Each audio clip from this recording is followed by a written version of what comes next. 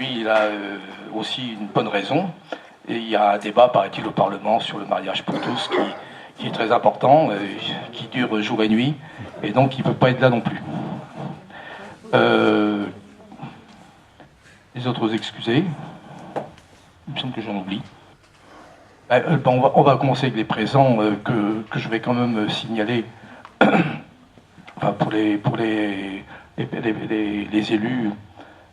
Oui, essentiellement les élus, il y en a quelques-uns. Donc on remercie Bruno Defay d'être présent parce que il a beaucoup d'informations, j'espère, à nous donner en tant qu'adjoint à l'environnement, au transport, au développement durable, etc. Mais bon, on se connaît bien, Bruno, parce qu'on a fait partie en même temps d'un collectif contre le CDG Express à l'époque. On a eu des désaccords d'ailleurs, hein, parce que les associations ont le droit d'avoir des désaccords. Ça, c'est tout à fait possible. Donc je le remercie d'être là. Je lui donnerai la parole tout de suite après moi pour qu'il puisse faire le point. J'espère qu'il a pu se préparer un petit peu, mais enfin, c'est une grosse tête, il va faire ça très bien. Il va faire le point sur tous ces dossiers. Bon, les autres élus, donc, sauf erreur, il y a M. Farid de Djabali, qui est maire adjoint au transport de Mitry. Délégué. Conseiller municipal délégué. Bon. Benoît Pénez, t'es élu, toi? T'es maire adjoint. Bon, Benoît Pénez, qui est à côté de Farid, est aussi maire adjoint. Ah ouais, parce que je croyais que tu l'avais remplacé. Ah, t'es passé aux finances. Ok. Mais Benoît Pénez est aussi militant associatif, d'ailleurs, parce qu'il était longtemps, en tout cas, trésorier d'Environnement 77, pour faire court. Franck Ganarozzo, qui est un peu plus loin, est élu à Aulnay, après avoir été maire adjoint, entre autres à la sécurité. En tout cas, la sécurité, je m'en souviens, à Aulnay. Notre ami Bloch, Jean-Marc, voilà. Jean-Marc Bloch n'a pas voulu venir devant, mais est élu conseiller municipal d'Aulnay-sous-Bois. Les militants associatifs qui sont là, je vais les nommer aussi. Donc il y a Bernard Lot, qui est le porte-parole du collectif pour le triangle de Gonesse, qui a diffusé, qui était déjà là au mois de juin, lors de notre précédente réunion. Francis Redon, qui s'est mis au fond de la salle, est le président d'Environnement 93. Philippe Jante, qui vient d'arriver, est conseiller municipal. Mais il y a plus de notables que de citoyens de base, malheureusement. Voilà. Bon, je vous propose qu'on démarre, hein, parce que...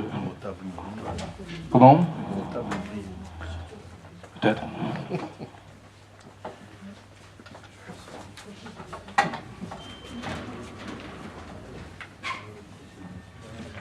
Voici encore l'arrivée d'un nouveau conseiller municipal, M. Alain Boulanger. Il y a de l'entrisme. On va passer au vote tout à l'heure. Je ne sais pas ce qui va se passer. C'est bon signe.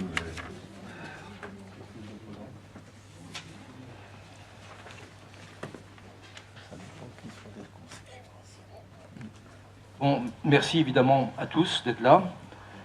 Bon, moi j'avais écrit, hein, nous avons des décennies de retard de débat, en particulier sur les problèmes de transport.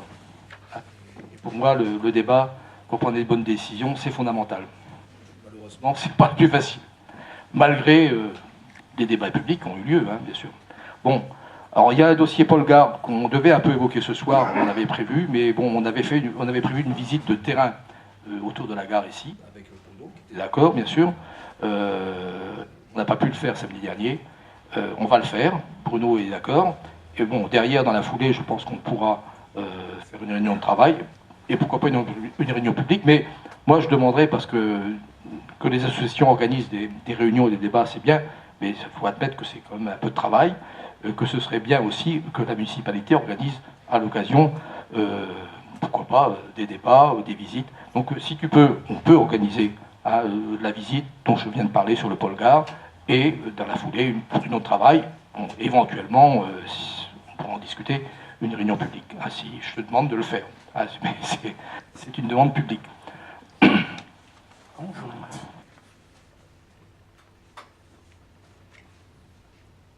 Bon, alors c'est vrai que vous avez récupéré les documents, ça permettra peut-être de gagner un peu de temps parce que ça évitera de rentrer dans tous les détails de nos points de vue, bon, sachant que c'est quand même une réunion qui est importante parce qu'il y a une actualité, hein, c'est pour ça qu'elle a lieu, hein, c'est qu'on a fait une première réunion au mois de juin sur le même sujet, bon, c'était davantage sur le RERB à l'époque, bon, et avec le retour, on pourrait dire, du CDG Express qui était annoncé.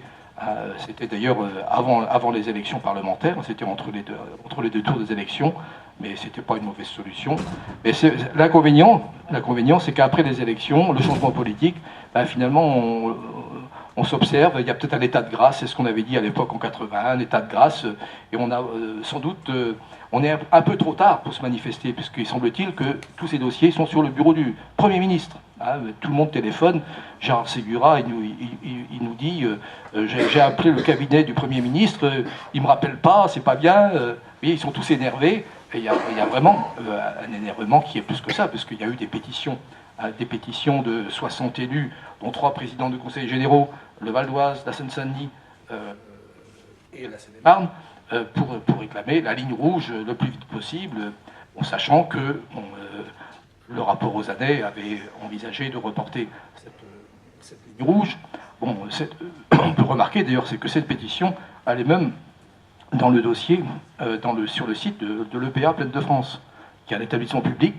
Je dirais que, bon, quelque part, c'est pas forcément logique que les établissements publics ne soient pas un peu neutres par rapport à des débats de nature politique, hein, où tout le monde n'est pas obligé d'être d'accord. Voilà. Bon, pour ce qui nous concerne, c'est vrai que nous avons, on l'avait dit tout à l'heure dans notre Assemblée Générale, nous avions déjà un cahier d'acteurs il y a 12 ans hein, sur le sujet du CDG Express, et vous pouvez le consulter sur Internet, il est toujours visible sur Internet. On peut le relire avec intérêt, avec la problématique du transport aérien en particulier. Nous avons aussi fait un cahier d'acteurs en tant qu'environnement 93 sur le Grand Paris Express. Ce cahier d'acteurs, je dirais qu'il était presque prophétique. Parce que nous disions ici d'Aulnay ou de Seine-Saint-Denis, c'est que du côté du plateau de Saclay, c'était un peu ridicule de faire un grand métro express. Et aujourd'hui, c'est le département des Yvelines qui est d'accord avec nous. Vous voyez, après tous les débats sur le financement, etc., on voit bien que les débats n'ont pas été suffisants. Même les départements peuvent changer d'avis sur des sujets majeurs comme le plateau de Saclay.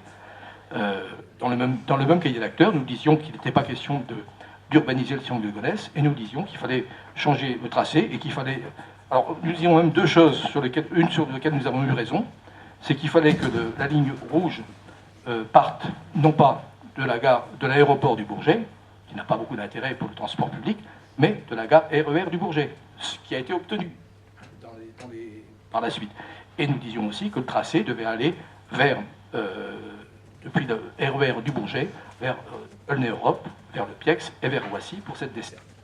Voilà, et c'est toujours notre revendication. Hein, bon, c'est peut-être un peu une façon d'être trop têtu, mais en tout cas, c'est toujours notre problème. Alors, ceci dit, le triangle de Gonesse, pour nous, bon, c'est à la limite d'Aulnay, donc on a un peu le droit d'en parler, mais c'est vrai qu'en termes d'environnement, on est parfaitement conscient que ce sont des terres agricoles. Pour moi, c'est le premier élément. Ah, c'est vrai que j'ai une fille qui est paysanne. C'est pour ça que je suis sensible peut-être aux terres agricoles, mais c'est l'alimentation de la population dans 50 ans, dans 100 ans. Les terres agricoles, c'est fondamental.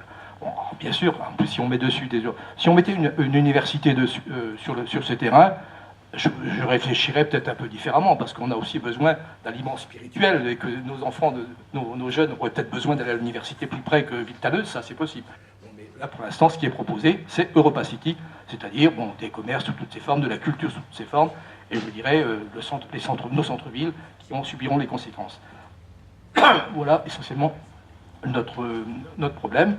Bon, problème qui n'est pas limité à en plus qui pose vraiment des questions plus générales, puisque chaque ville veut développer à la fois ses supermarchés au détriment des autres, ses multiplex, y compris à Aulnay. Il y a encore un projet de 15 salles multiplex qui ont été annoncés par le maire à Paris-Nord. Bon, à Tremblay, c'est pareil. Le maire, chacun est d'accord pour lui, n'est pas d'accord pour les autres. On est dans l'absurde. Là, il y a un vrai sujet. Bon, sur le Grand Paris, bon, par contre, par rapport à d'autres qui peuvent être un peu critiques sur le Grand Paris, nous avons dit dès le début, à l'époque de M. Blanc, du ministre Blanc, c'est vrai que nous n'étions pas complètement convaincus, parce que l'essentiel de l'approche était Orly, Roissy, Saclay, La Défense, etc. Et on ne voyait pas trop les banlieusards dans l'affaire. Lorsque le dossier d'enquête, qui est là, le dossier de l'enquête publique, du débat public a eu lieu, ça a été différent. C'est qu'on avait, en effet une interconnexion de cette rocade Est en particulier, qui nous concerne depuis la RER du Bourget, l'Europe, où là il n'y a pas de gare, et où nous espérons, pourquoi pas, avoir une possibilité de site propre vers le Val d'Oise, avec la RN 370, et ensuite nous avons Bodot, Livry-Gargan, donc autant Livry que Sevran et Livry. Nous avons aussi après Chelles pour le RER E, Noisy pour le RER A. Nous avons vraiment quelque chose de très intéressant sur le plan d'interconnexion des transports. Bon, voilà en gros pour le Grand Paris. Sur le RER B, bon, il y a une application qui est nouvelle, c'est que la CDG Express, c'est vrai que là, il y a eu un accord à l'époque. Hein, bon, le CDG Express a été repoussé. Il y avait une proposition qui avait été adoptée, mais qui n'a pas... bon, il y a eu un appel d'offres sur Gare de l'Est, Roissy, en plaçant par la plaine de Mitry, avec les risques pour la plaine de Mitry. Les amis de Mitry sont là. Bon, l'appel d'offres n'a pas été honoré. Donc ce projet, pour l'instant, nous sommes gagnants. Ça fait 12 ans que nous sommes gagnants. On n'a toujours pas de CDG Express. Bon, pourquoi nous n'en voulons pas? C'est surtout parce que nous sommes très opposés au principe de la ligne dédiée. Là, il y a un débat. Hein. Il y a un débat. Mais bon, nous pensons quelque part que l'égalité, c'est aussi ça. Nous n'avons pas du tout envie qu'il y ait une faveur faite aux voyageurs aériens, à la limite une prime au transport aérien. Donc l'égalité, et puis je dirais le réseau maillé, ouvert à tous, nous rêvons, disons même gratuit, demain, c'est pour nous fondamental. Et bon, ce qui se passe, c'est que les lignes directes venant de Paris, les lignes de Soissons, qui sont quasiment peu utilisées aujourd'hui, sauf pour le RER K, que les amis de Mitry connaissent bien, pour les marchandises en particulier, bon, elles sont peu utilisées, et la vocation, et le projet du RER B, c'est de maintenir le RER B sur 2 lignes, qui seront deux omnibus. Bon, c'est vrai que c'était l'accord assez large, quasiment unanime, à l'époque de la classe politique du Conseil régional. On était parmi les seuls opposants, sachant que, bon, aujourd'hui, la vraie question qui est posée, ou qui a été posée le 1er juin à notre réunion ici, c'est le problème de capacité. Il est certain que la capacité du transport, et demain encore plus, on a besoin de capacité, et de geler des capacités pour un futur CDG Express, ça devient aujourd'hui invraisemblable. Donc nous espérons bien, nous, que les décisions qui sont sur le bureau du ministre, hein, on sait très bien que c'était le ministre, mais aujourd'hui c'est le Premier ministre, sur le CDG Express, probablement qu'il y a une décision qui sera prise avant la fin du mois. Alors on est un peu tard peut-être pour se manifester, mais on a déjà manifesté notre point de vue au mois de juin.